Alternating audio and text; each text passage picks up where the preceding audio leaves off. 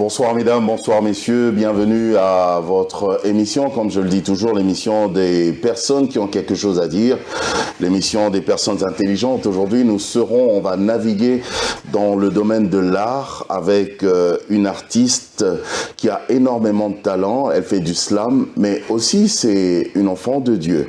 C'est bien sûr Bathena Efomi qui a accepté notre invitation. Merci d'être là, bonjour. Bonjour Papa Jaco. Merci en tout cas d'être là. Alors Bathena, tu fais du slam. Oui. Et c'est très bien, moi j'aime beaucoup ton style.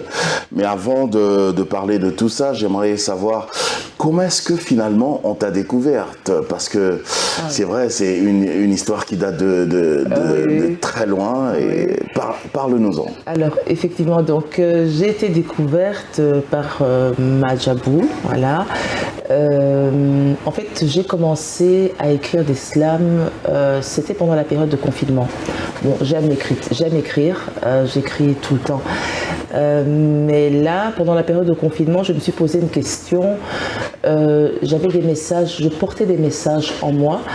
Je voulais. Et surtout que là, on ne pouvait pas sortir, donc il fallait trouver, une activité, une occupation, quelque chose à faire.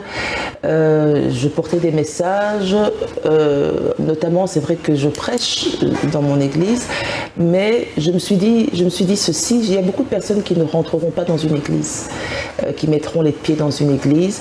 J'ai envie de condenser mes messages et de les faire de façon digérable pour qu'ils puissent être écoutés par tout le monde, et même par des collègues qui ne rentreront peut-être jamais dans une église. Et donc j'ai commencé à écrire, j'ai écrit un premier texte qui s'intitulait « Je rendrai ton nom grand ». Et donc j'expliquais dans ce texte comment, en fait, donc c'était parti du deuxième livre de Roi, chapitre 3, où il y a un joueur d'harpe qui va jouer pour Élisée quelques notes, et Élisée va prophétiser, donc surfer sur ces notes et prophétiser, et c'est ainsi que les rois vont gagner une bataille grâce à la prophétie d'Élisée. Mais qui est la personne qui a suscité la prophétie et qui a suscité la victoire? Eh bien, c'est cette personne qu'on ne nomme pas, c'est ce joueur d'harpe. Et il y a tellement de personnes comme ça dans la vie, et donc je cite souvent par exemple les régisseurs, ceux qui sont là derrière la caméra. Nous, on n'existerait pas et on ne pourrait pas faire ce travail, pouvoir parler, si ces personnes n'existaient pas.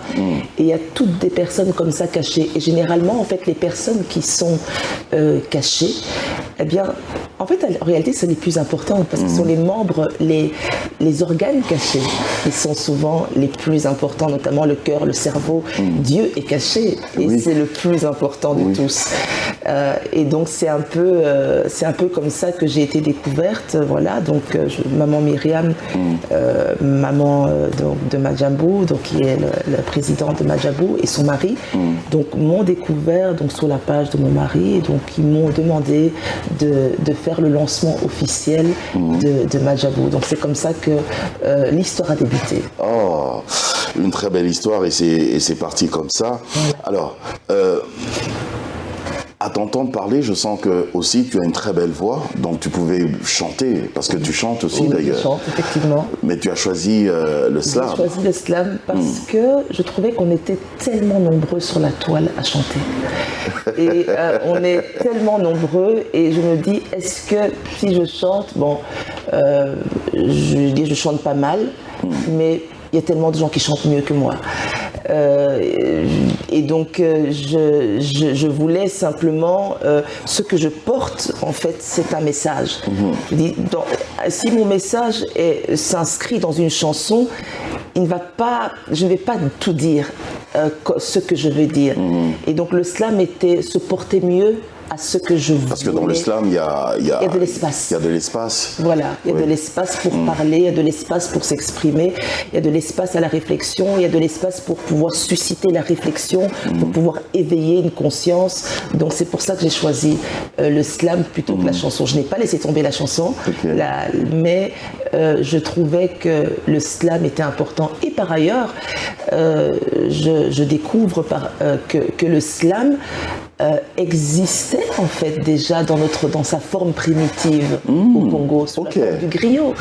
Ok, le griot, c'est du slam. Du slam. Bah oui, en fait. C'est Oui, du slam. oui, oui. Et c'était une façon pour les griots transmettaient des valeurs et changeaient les pensées, ils transmettaient les valeurs de la société au travers des griots. Il parlait même de l'arbre généalogique. Exactement. De quelqu'un. Exactement. Oui. Et donc le slam, c'est le mot Oui, actuel. c'est du slam. C'est du slam. Et donc la poésie, c'est la forme la plus ancienne d'expression pour pouvoir exprimer les sensibilités, les émotions, critiquer aussi ce qui se passe dans une société, sans être trop agressif, en étant juste poétique. Mais on agresse moins en fait les politiques, on agresse moins les gens. Les gens comprennent ce qu'ils veulent comprendre. Il y a plus des métaphores. Il y a plus de métaphores. De figures de style. Exactement. Et donc ça laisse l'espace. Bon, après voilà, ceux qui comprennent peuvent critiquer, mais on peut dire, mais non, je n'ai pas voulu dire ça. Donc... Ah, c'est malin ça. Donc voilà, donc c'est un peu ça. Alors, il y a un peu, une sorte d'amalgame. Les gens n'arrivent pas très bien à comprendre la différence qu'il y a entre le slam, la poésie, les proses, le rap. Oui, oui. Parce qu'on est tous dans les textes là. Effectivement, c'est vrai qu'il y a des différences. Bon, je pense que dans le slam, tout se mêle. Il y a de la prose, il y a de la poésie, il y a des vers, on peut mettre du rap. Après, les différences, parfois les nuances sont très difficiles, c'est vrai. Oui, c'est très difficile. La prose, la poésie, c'est assez compliqué, enfin même pour moi, à comprendre, parce que moi, je le fais un peu spontanément, on va dire. Et même le rap aussi. Oui, et le rap aussi. Parce qu'il suffit d'un rien pour qu'on se retrouve dans le rap. Exactement. Avec le même texte. Tout à fait, c'est vrai. Je pense que les marges sont tellement fines. Oui. On peut verser dans l'un et de l'autre, mais de toute façon, voilà, ce qu'on fait, c'est de l'art. C'est de l'art, c'est de l'art, et c'est très beau, et c'est très bien.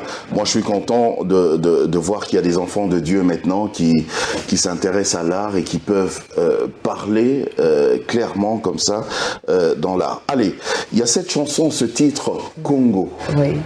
Et je vois que déjà dans l'introduction, vous parlez de ce Congo, mais un peu comme si c'était, vous l'avez comparé à une femme avec des rondeurs, avec... Oui. Parle-nous-en. Alors voilà. Déjà l'inspiration là, je trouve ça très profond. C'est vrai que la femme, pourquoi la femme? Parce que, bon, dans un Congo futuriste aussi, la femme va jouer un rôle très important, je crois, au Congo. Et elle joue déjà d'abord, parenthèse, la personne qui parle de cette femme, c'est qui? C'est son enfant? Alors, c'est un homme? En fait, la personne qui parle de cette femme, on va dire que c'est moi qui en parle, donc c'est une femme qui parle tu parles de cette mère, de cette femme. De cette femme, voilà, de cette mère, de cette mère. Et pourquoi donc la femme que j'ai choisie?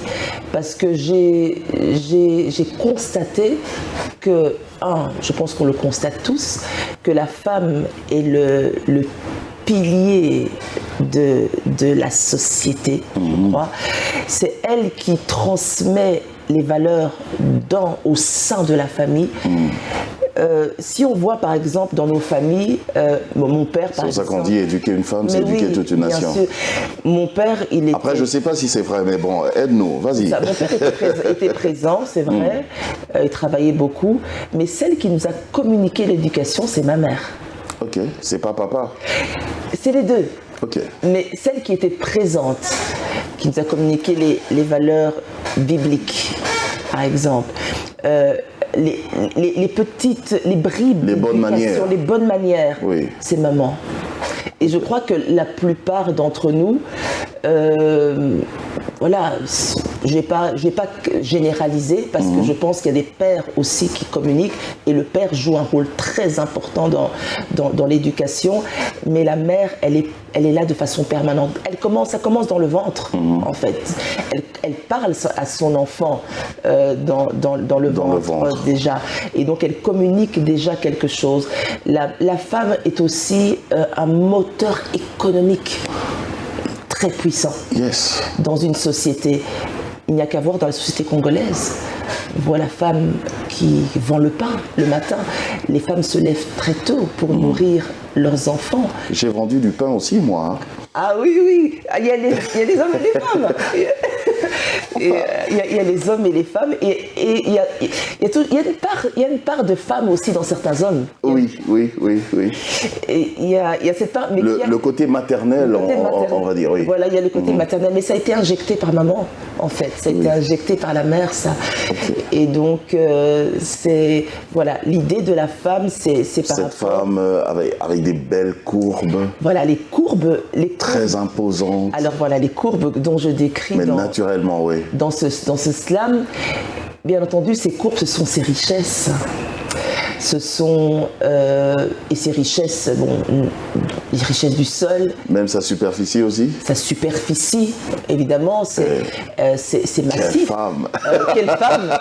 Oui, une femme forte. Le Congo est une femme massive quand même, une femme imposante, une femme. Comme une bonne femme africaine. Une bonne femme africaine, exactement. Donc il y avait aussi cette comparaison entre la femme africaine qui est voluptueuse, qui est belle dans ses rondeurs, mais là tout particulièrement c'était par rapport à toute cette richesse. Vous voyez, une belle femme qui est belle dans ses rondeurs, qui est claire, noire, ébène. Enfin, elle attire évidemment des hommes, des prétendants autour d'elle. Et c'est parce qu'elle est belle. Parce qu'elle est belle. Elle est riche. Exactement. Elle a des formes. C'est ça. Et donc c'est le cas de Congo, du Congo. C'est ça, c'est son avantage et son désavantage. Ok, on va parler de l'avantage et du désavantage, mais j'ai une question de curiosité. D'accord. Cette femme-là, le Congo, avec tout ce qu'elle a, naturellement, je crois que c'est un don de Dieu. Oui, c'est un don de Dieu. À t'entendre parler dans le texte, c'est comme si c'est une femme qui a toutes ses potentialités, mais qui ne le sait pas. Effectivement. Et effectivement, le Congo a toutes ses potentialités. Je ne sais pas si elle ne le sait pas. Ou elle n'a pas conscience de cela. Je pense on peut avoir conscience de notre potentiel et parfois le négliger. Notamment, par exemple, dans le domaine... moi, c'est quelque chose qui m'étonne en fait au Congo, c'est le domaine agricole, la terre. On a plus de 100 millions d'hectares de terres arables. Et on en parle tout le temps d'ailleurs aux informations. On le sait. Je ne sais pas si on capte ça. Mais je ne sais pas si on a compris ça. C'est ça que moi je m'étonne, je dis mais on le sait. C'est pas ignoré. Et c'est pas ignoré. Ça c'est uniquement sur le plan agricole. Agricole. C'est déjà une richesse. C'est une richesse énorme. Énorme. Et sachez en plus que hier je discutais avec Papa Manga Libi.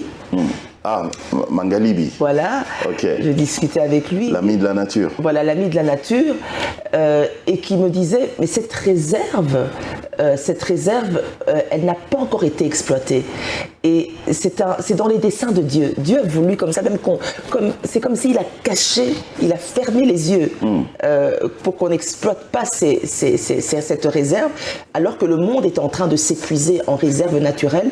Le Congo n'a pas encore exploité ses réserves. Ce qui veut dire que dans l'avenir, le Congo pourrait devenir le grenier mondial. Oui. Il va nourrir, il est capable de nourrir un tiers de la population du monde. Du monde, pas de l'Afrique. Pas de l'Afrique. Je pensais que tu parlais juste de l'Afrique. Du monde. Du monde. Et ce Congo, aussi, sur le plan de la terre, on s'est étonné pendant la guerre d'Ukraine. On s'est posé la question du pain, du blé qui venait d'Ukraine. Oui. Et ça paralysait même ici, donc les prix augmentent au Congo, donc ça pose des problèmes parce que le pain est quand même prépondérant. Moi-même, personnellement, j'étais choqué. J'ai dit, mais alors, comment ça se fait? Comment est-ce possible? Même le pain, on a du mal maintenant à manger du pain parce que la farine vient d'ailleurs. Alors que le Congo est capable de produire le blé. Oui. Et ça, c'est une absurdité, un paradoxe qu'on ne peut pas expliquer. Donc, est-ce que c'est pas sur le plan de la conscience aussi à cette femme? Est-ce que peut-être qu'on n'a pas eu le temps de lui expliquer que, écoute, t'es une belle femme. Effectivement. Tu as beaucoup de potentiel. Regarde-toi un peu. Et c'est ça c'est sur ça qu'on veut mettre l'accent. On a tellement mis l'accent sur... voyez, moi je compare le Congo un peu dans le livre de Deutéronome 8, on parle de ce pays là où coule le lait et le miel. Moi je dis le Congo est le pays là où coule l'huile de palme, donc l'huile palmiste. Yes. Et c'est un Congo où aussi la canne à sucre longe les pistes. Oui. Donc il y a le miel et il y a le miel aussi par ailleurs. On a le miel aussi. On a le miel au Congo. Et on dit que quand on parle dans Deutéronome, on parle d'un pays où les montagnes sont des reins et de fer. Est-ce que ça ressemble pas à ce pays, le Congo? Ça ressemble, en fait, tout décrit finalement la richesse de ce Congo. Ça ressemble vraiment à un paradis. À tout ce qu'on décrit du paradis. C'est un paradis. C'est un paradis. Et dont il faut avoir conscience. Et donc toute cette, on va dire, derrière ce texte poétique... peut-être que cette femme n'avait pas été éduquée dans ça, pour ça. Et c'est ça le problème. C'est que nos amis... on lui a juste appris que tu es belle. C'est ça. Tu es riche. Voilà. Tu es une reine. C'est parce ça. que tu parles même de son Altesse. De son Altesse. Et c'est une reine de par ses origines. Parce qu'on sait que le Congo était autrefois un royaume. Oui. Le royaume Congo. Le grand royaume Congo. Royaume Congo. Et je dis que il est prouvé que ce royaume était à son apogée lorsque Diego, les explorateurs ont découvert l'embouchure du fleuve Congo. Ce Congo qu'ils ont découvert était à son apogée. C'était un exportateur de houx, de cuivre et d'igname. Ah oui? Oui. Pourquoi on ne nous dit pas ça? Voilà, pourquoi est-ce qu'on ne nous dit pas? Et donc le Congo vraiment misait sur ça. Donc c'était l'igname qui était vraiment prisé et le cuivre aussi, donc qui était la matière première à l'époque, qui était vraiment très très prisée. Et donc le Congo surfait autant sur le sol que le sous-sol. Ok. Et donc ce Congo, quelle richesse. Donc le Congo peut revenir à cette splendeur d'antan. Ok, on va évoluer, mais j'aime beaucoup ce que tu es en train de nous apprendre là, parce que franchement, même ça, je ne le savais pas. Oui. Ouais, c'est pas parce qu'on est à la télé, mais vraiment, je ne le savais pas. Oui. Je le dis sincèrement. Alors, pour ceux qui viennent juste de se joindre à nous, je vais vous proposer de regarder justement cette chanson, ce clip, un très beau clip. Regardez, on se retrouve juste après.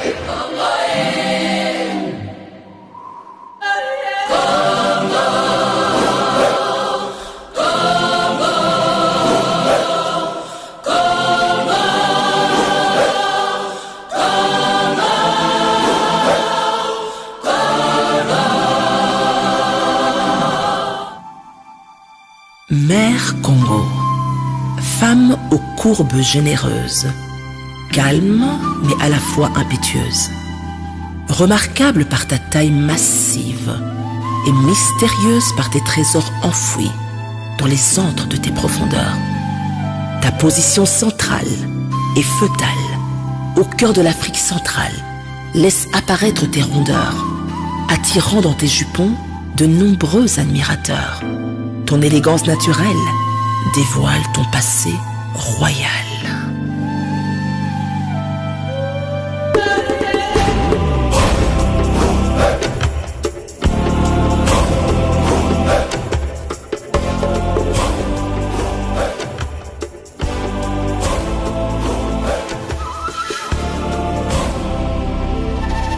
Au centre de toutes les attentions, tes prétendants accourent vers toi, dépourvus de toute bonne intention. Ta terre est un parfum qui se répand. Nombreux sont ceux qui veulent rentrer dans tes appartements. Tu cèdes dans un premier temps aux avances de ton courtisan colonial, qui fait de toi son second lit conjugal. Le baiser amical se convertit en des étreintes nuptiales, qui laissent bientôt le flanc au coup de fouet brutal. Un peu de caoutchouc, et ta main est coupée pour quelques sous.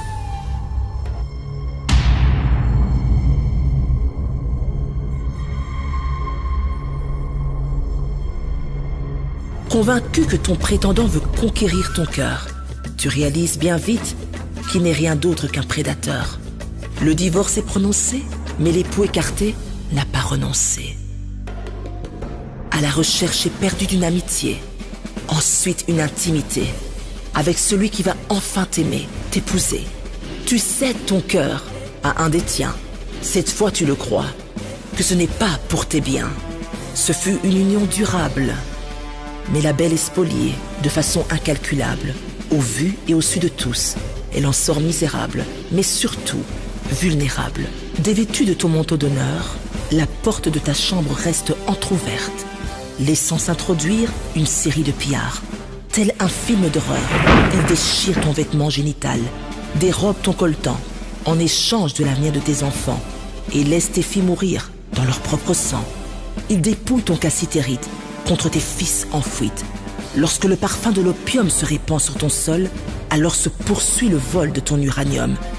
La falsification historique prend place afin de dissimuler l'histoire de cette mère tragique.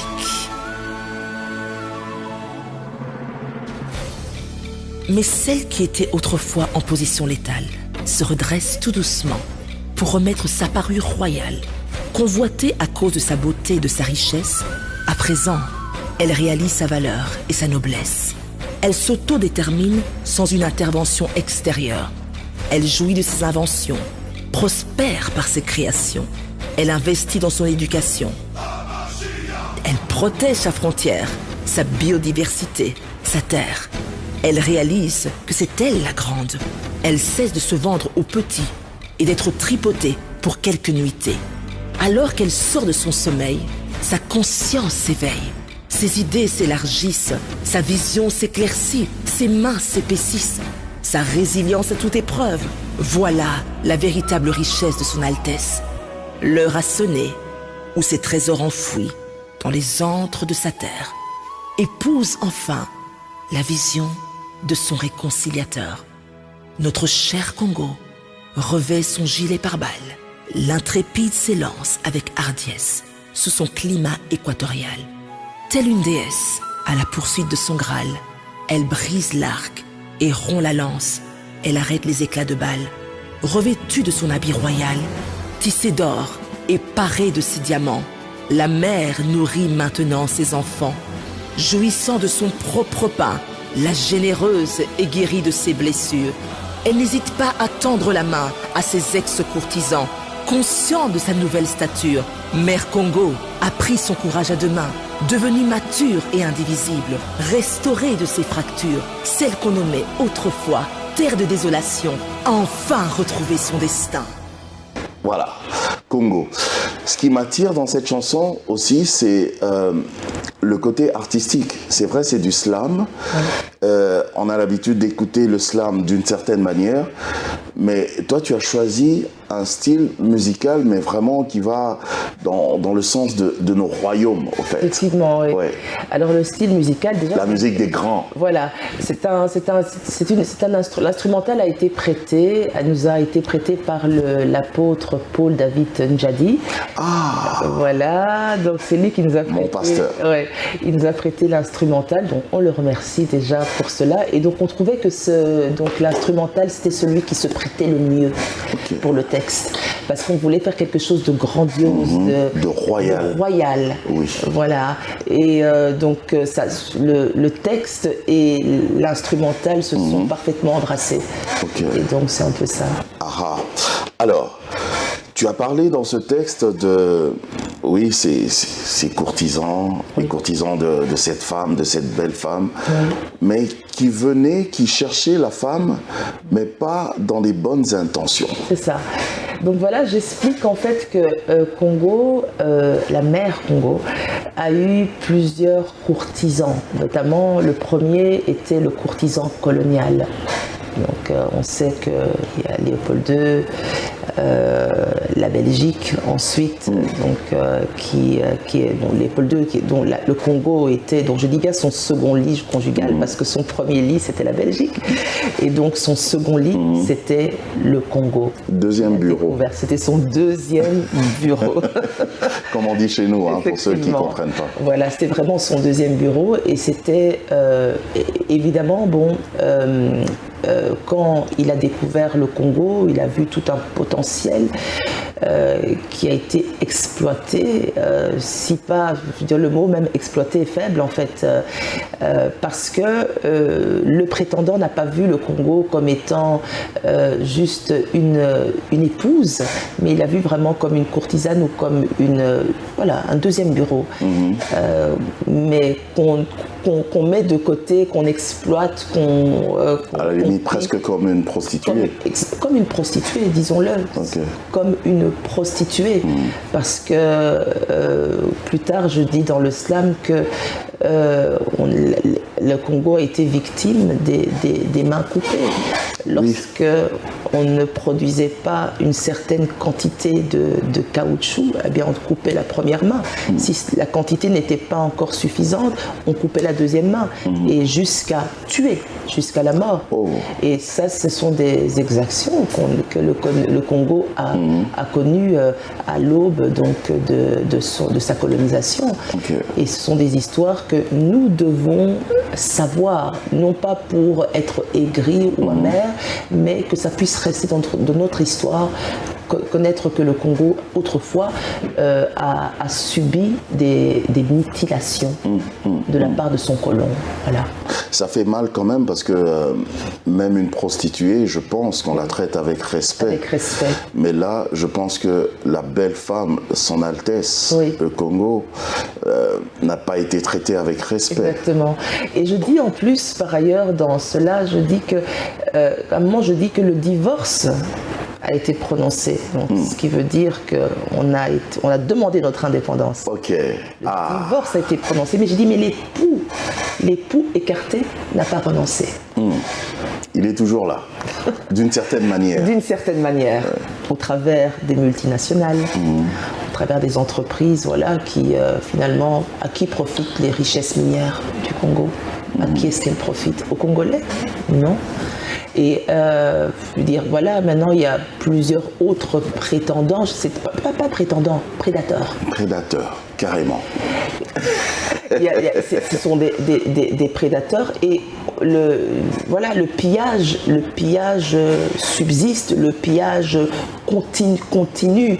Et à un moment, voilà, il faut que ça s'arrête.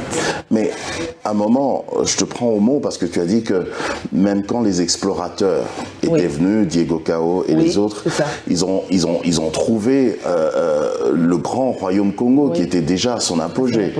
Alors comment ça se fait que, je suppose que cette femme, cette belle femme, était déjà assez émancipée, on va le dire comme ça. Comment une telle femme pouvait accepter si facilement, laisser même, vous avez parlé de sa porte entrouverte, la porte de sa chambre. Entrouverte, oui. Comment? Oui. Effectivement, je pense que, comme vous aviez dit en début d'émission, quand on ignore ce potentiel, quand on ignore en fait ses richesses, sa valeur, il y a beaucoup de femmes qui ignorent leur valeur. On peut voir des belles femmes qui sont des seconds bureaux. Pourtant, on se dit, mais comment est-ce qu'une belle femme comme toi peux-tu être un second bureau? Il y a d'autres qui acceptent même carrément des petits gigolos. Des petits gigolos. Elle accepte d'entretenir. Parfois, ce sont des femmes intellectuelles. Oui. Ce sont des femmes bien posées, des femmes réfléchies même. Mais elle accepte d'entretenir un homme. Elle accepte d'entretenir. Ça, c'est l'ignorance de ta propre valeur.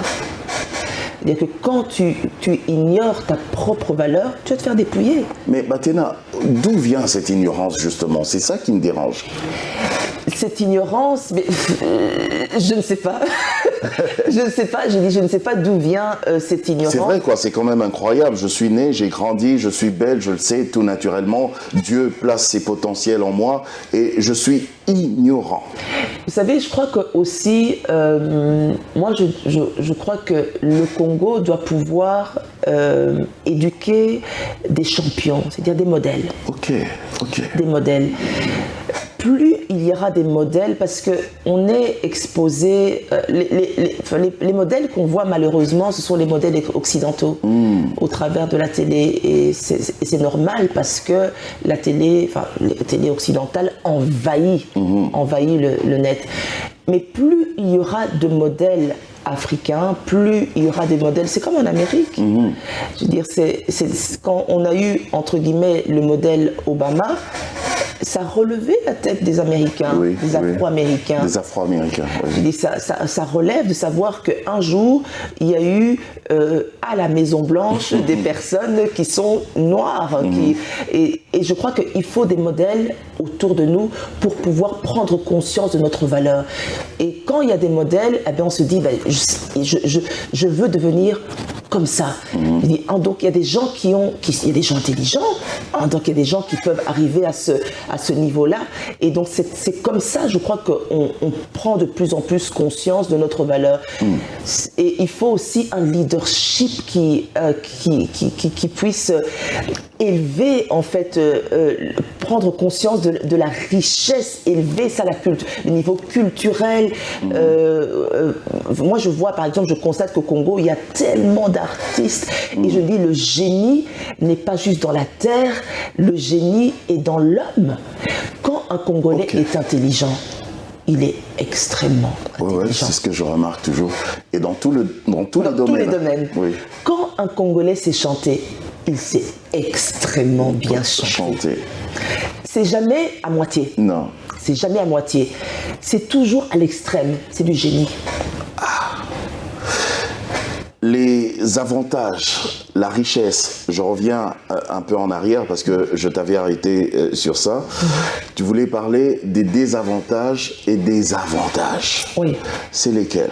Alors, le désavantage, je vais commencer par ça. D'être riche. D'être riche. D'être bien. On le connaît. On doit mesurer, on doit savoir, on doit un peu sélectionner nos amis quand tu deviens riche. J'imagine que vous aussi, Papa Jaco, vous devez sélectionner vos amis. Oui. Maintenant, je dois. Voilà. De par votre... Avant, je ne savais pas. J'étais aussi comme cette femme-là, le Congo. Quoi. Voilà. De par votre statut, vous êtes obligé de sélectionner vos amis. Maintenant, c'est difficile parce qu'on ne sait pas celui qui vient pour de vrai ou celui qui vient pour ce que tu as. Exactement. Et c'est ça le problème de Mère Congo. C'est tout le problème. C'est que peut-être la France va venir. Est-ce qu'elle vient pour... ce que je peux donner? Voilà. Mais la réalité, c'est que les gens ne viennent jamais pour rien. Et surtout pour le Congo, quand on mesure sa richesse, et surtout, le problème, c'est que ce sont les étrangers qui réalisent mieux la richesse du Congo que le Congo lui-même. Et je pense le Congo lui-même, je suppose que chaque matin, il se tient devant le miroir, il se regarde, non? Mais je pense, mais c'est ça. Cette femme, elle voit bien qu'elle est belle, non? Elle voit qu'elle est belle, mais il y a eu un moment, une petite vidéo qui circulait, je crois, sur l'étoile, où une petite fille se posait la question, elle demandait à son professeur, on m'a toujours dit que le Congo est riche. Mais je ne vois pas comment est-ce que on dit que le Congo est riche, mais moi je ne le vois pas. Oh là là. Et donc son professeur l'avait frappée parce qu'elle avait répondu que le Congo n'est pas riche. Et ensuite, donc, le directeur lui a expliqué comment le Congo est véritablement riche. C'est-à-dire que la population ne peut pas réaliser que le Congo est riche. Si tu manques de pain, si tu ne sais pas, si tu vis avec $1 par jour, tu vas dire, mais mon pays est riche. C'est pas que tu dis, mais non, il n'est pas riche, mon pays. c'est parce que voilà, les richesses ne sont pas exploitées et ne sont pas en tout cas distribuées. Si chaque matin tu dois sortir, un papa, une maman doit sortir de la maison pour aller trouver de quoi manger ce jour-là. C'est ça. Pour ce jour-là. C'est ça. Quand ils vont manger, après c'est fini. Le lendemain, il faut encore ressortir. Est-ce normal? C'est pas normal. Est-ce normal dans un pays où la terre est tellement riche? Est-ce normal?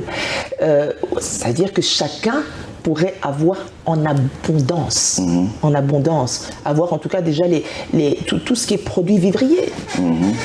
Pour tout simplement. Il y a quelqu'un qui m'avait dit que vous aussi, les servantes de Dieu, vous n'en parlez pas non plus. Hein. Mais écoutez, je crois que ces derniers temps, moi je vous attaque direct parce que vous représentez tout le monde. Oui, je suis holistique. Ok.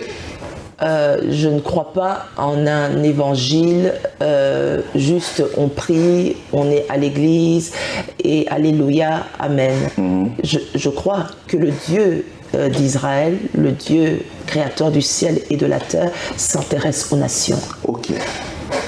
Il l'a montré maintes et maintes fois. S'il choisit des rois comme David, il choisit des rois comme Salomon, Dieu s'intéresse à la nation. Yes. Parce que si il n'y a pas la tête de la nation, un leadership divin, on va dire, eh bien la nation sera en déperdition.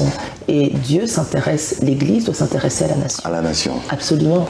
Donc en parler sans toucher à la politique, sans attaquer qui que ce soit. La politique, malheureusement, faut peut-être pas à rentrer dans... Parce que chez nous, c'est un tout petit peu sensible aussi. Voilà, c'est sensible. Il y a des choses qu'il ne faut pas dire, il y a des... Voilà. Mais il faut s'intéresser à la nation. À la nation. À son développement, de façon générale, le développement culturel, le développement économique. On ne peut pas parler d'une nation sans développement économique, c'est pas possible. Il faut passer par on ne peut pas vivre de philanthropie. Ok. On ne peut pas. Quoique, c'est pas mauvais, mais bon. La philanthropie a ses limites. Oui. À ses limites. Et le pauvre ne peut pas, à un moment, aider le pauvre. Il faut qu'il y ait véritablement un développement économique pour que chacun puisse avoir du travail.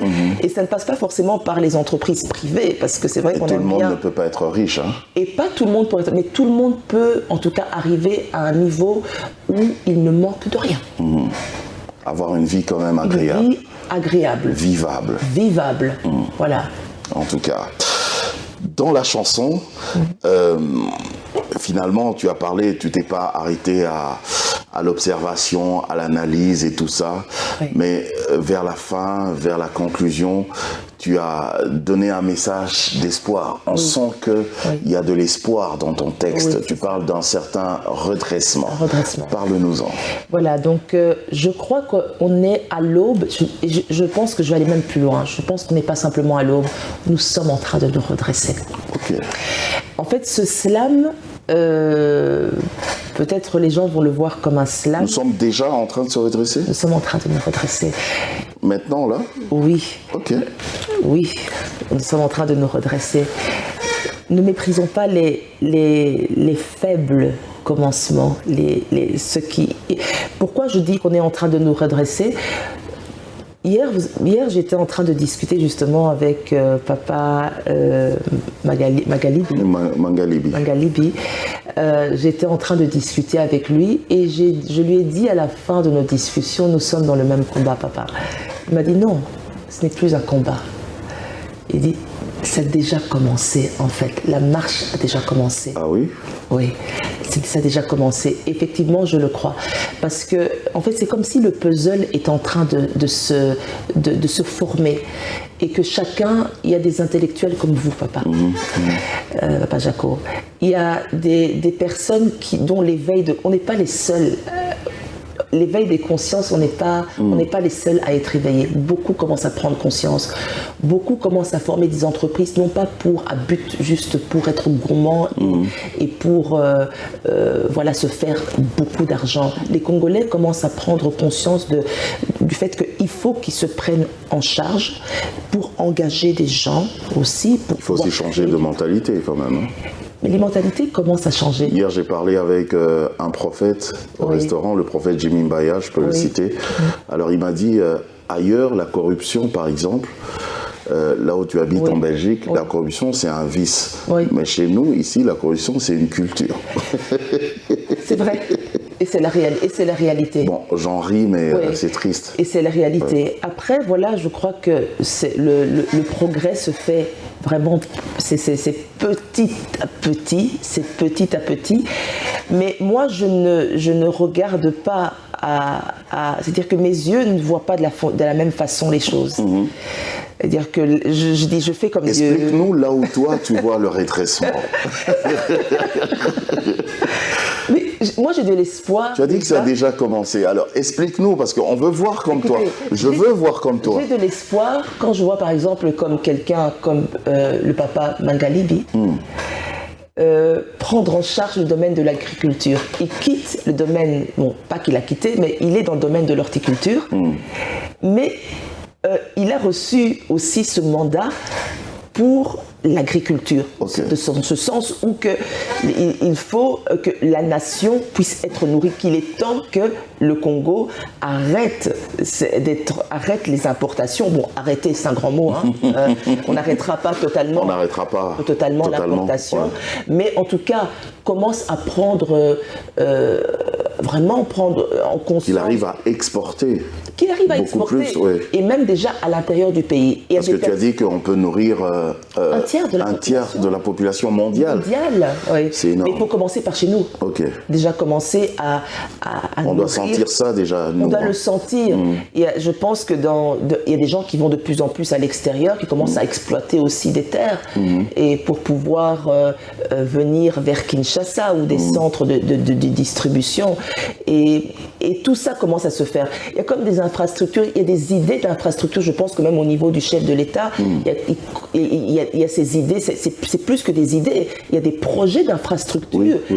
Et on ne peut pas non plus exiger aujourd'hui au chef de l'État de réparer plusieurs années de destruction. Et parfois on est très très dur à l'égard du leadership de la nation, en disant qu'ils ne font rien, mais saluer déjà les petits efforts. Comment est-ce qu'on peut réparer plus de 63 ans de destruction? Je crois que c'est que la population fait, c'est pas méchant, c'est juste, bon, allez, il dit, on a vraiment souffert, allez, on veut vraiment sortir de cette galère. Et c'est vrai. Maintenant et tout de suite. C'est vrai. Maintenant et tout de suite, ça... C'est compliqué. Mais il faut quoi? Il faut... J'ai envie de voir comme toi. Oui, je crois qu'il faut voir... mais déjà, moi, je vois... Le domaine que je vois qui est en train de se redresser... C'est juste un espoir ou tu le vois vraiment? Non, je le vois. Ou tu le dis parce qu'en même temps, tu es une servante de Dieu? Je le dis parce que je suis une servante de Dieu, c'est clair, notamment parce que je le dis par la foi. Mais en fait, quand je discute avec beaucoup de gens, je vois beaucoup de gens qui prennent des initiatives, beaucoup d'initiatives. C'est microscopique, mais c'est éparpillé partout. Donc tu vois, vous voyez il y a Goliath, il y a Goliath et David. David avait juste une petite pierre, une toute petite pierre. En fait, quand on voit le problème, quand on mesure le problème c'est que les gens voient Goliath. Dit mais comment? C'est impossible. C'est impossible. On ne pourra pas. Mais la construction se fait avec des toutes petites pierres éparpillées. Toutes petites pierres. Et c'est comme ça, en fait, en réalité, que le royaume de Dieu vient. Que le royaume vient, en fait. Et le Dieu bâtit comme ça. C'est pas des choses méprisables, en fait, en réalité. La parole, c'est quelque chose de méprisable. Dieu a créé le monde par la parole. C'était méprisable. On se dit, mais comment on peut créer quelque chose avec la parole? La parole va rien faire. Mais c'est par la parole qu'il l'a fait. C'est par les choses viles.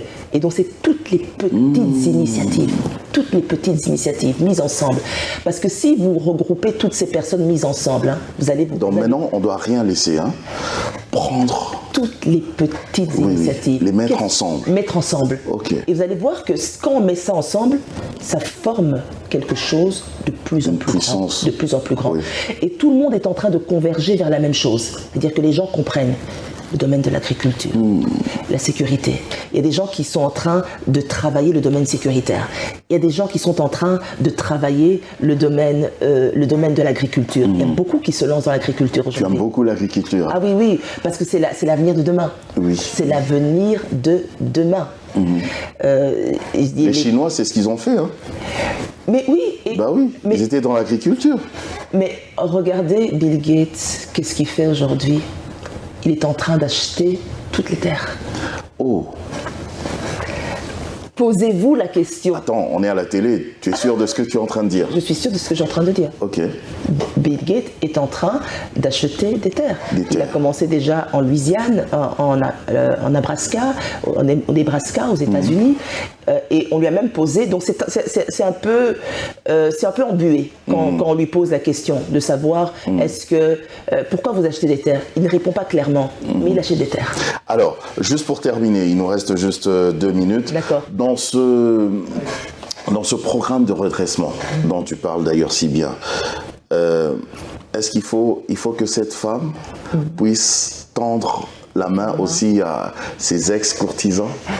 Oui. Tu le dis dans le texte. Oui, je le dis parce que je crois qu'on ne peut pas travailler seul, mais il faut travailler d'égal à égal.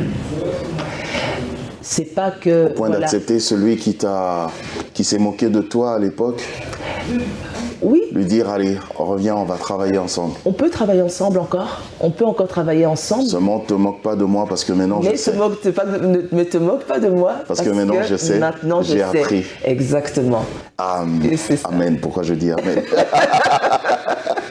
Alors, ton dernier mot quand même, Bathéna, ça a été un plaisir d'ailleurs d'être avec toi sur ce plateau. Tu nous as édifiés et les gens, finalement, ils vont comprendre d'ailleurs la profondeur qu'il y a dans ce texte. Il faut vraiment le prendre très au sérieux et si on le met en pratique, je pense que on va vraiment totalement finalement redresser notre tête. Un mot de la fin? Alors, un mot de la fin, donc je dirais que voilà, au départ de ce texte, je dis que le Congo, Mère Congo, et donc elle a une position fœtale, donc la position d'un fœtus. D'un fœtus. Donc qui est courbée. Voilà, qui est courbée, donc elle est encerclée sur elle-même en fait. Et ce Congo en fait est en train de se redresser. Vous savez, donc la position du fœtus c'est pas un hasard. En fait, cette position, c'est une position de développement et aussi une position de protection également.